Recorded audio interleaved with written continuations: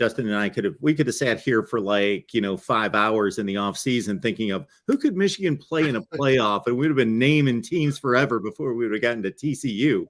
Absolutely. That's what makes college football fun too. And I do think that there is something to just not having Bama and Clemson in the college football playoff. It's new, it's fresh. I think having Michigan and Ohio State in it is a fun narrative for sure. But I think having TCU match up with Michigan and Max Duggan going to New York for the Heisman, I will say I got to give credit to Blake Corum. I think even with an injury, and I'm biased, but he's still the best running back in the nation by far. I think you got to give him that fourth slot. I'm not sure Stetson Bennett did enough to get there. But it would have been fun if, Blake Corum and Max Duggan are in New York going into this matchup as well. I would have grabbed a few other players before Stetson Bennett. And I got a lot of respect for Stetson Bennett as a quarterback, but he just didn't put up that kind of season. And I would have grabbed a few other players, and Blake Corum would have been at the top of that list. Absolutely should have been there.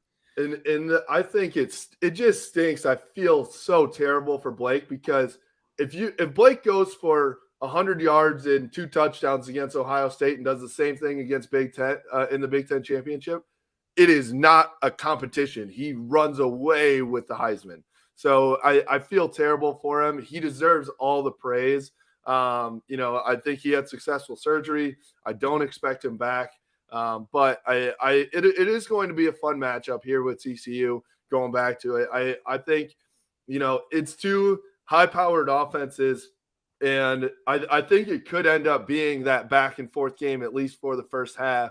And then you got to think that Michigan's going to just do what they do in the second half. At this point, it's hard to bet against that they're not going to clamp down in the second half. They showed it. It's not just a couple game sample. They've shown it for the entire second half of the year.